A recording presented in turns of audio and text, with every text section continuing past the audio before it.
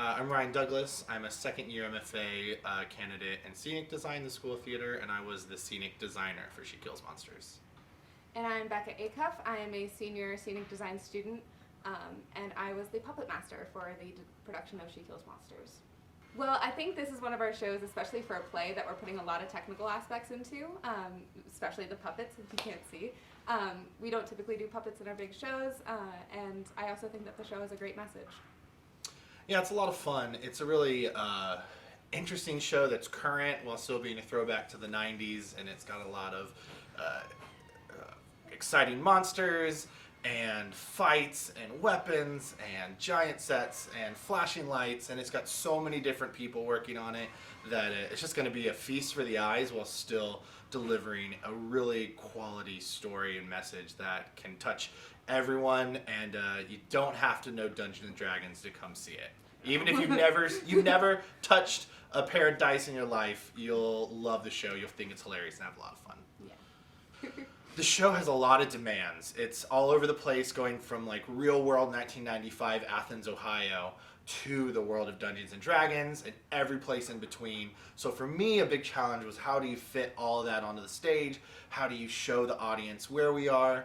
How do you make it all relatable, and then also make it work for the fights? And we're gonna fight monsters and dragons and all sorts of crazy things. So like, how to put all that in one space was my biggest challenge for sure.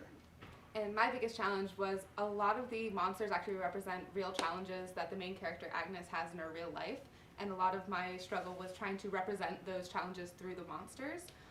And so I had a little concept that the monsters get bigger throughout the show to represent how these challenges get more and more serious, and they eventually culminate in the final fight, which is a very big dragon fight, which is exciting.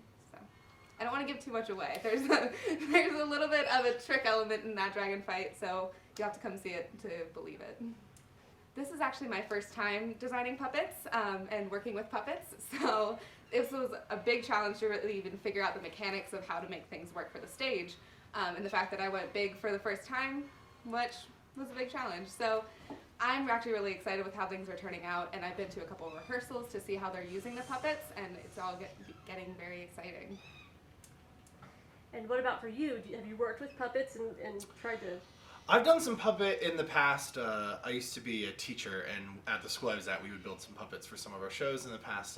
So yeah, but this is very different than any puppet I've ever worked with before. So it's a lot of fun. One of the concepts we started the show out with is an ancient Japanese style of puppetry called the bunraku, which is when a puppeteer is dressed in all black, but they're fully kind of visible on the stage, manipulating the puppet in front of them. And we have a whole cast of actors that are part of the bunraku actors that move set pieces, do puppets. They are kind of this almost magical manipulating force in the show, moving things around, moving the puppets, and the puppets interact with the other actors, with the environment, with all the different things in the show proper. Yeah, we're really trying to incorporate that aspect of D&D where people are actually fighting monsters, and they are real monsters, so we are treating them like they're real monsters. So I'm actually not that big into D&D. I've played once or twice, but it's really not for me. But I think my favorite is actually the Beholder, just because it's a ridiculous creature. We do have one in the show, and it is a giant floating eyeball, and I just think it's an absurd, great, creepy thing. Yeah, it is. I do play D&D. There's actually a group of graduate students that get together and play D&D as a nice release from our grad work. So I'd say my favorite character is my half-elf druid that lived in the forest and is really socially awkward, and it's really fun to get together with people and actually just escape for a little bit and play the game. It's a unique night of theater. It's not what people are going to expect. It's not a real serious drama that's going to really drag you through it like some of the other shows are going to be. It's not a long musical. It's short. It's powerful. It's funny. It's a lot. It's a lot. I can agree with that. I think it has some serious themes like Angels in America that will really hit home with a lot of people, but there are some very, very funny moments, and I think it's very relatable and of a college student age, and I think it's just very unique. It's a weird combination of a lot of things.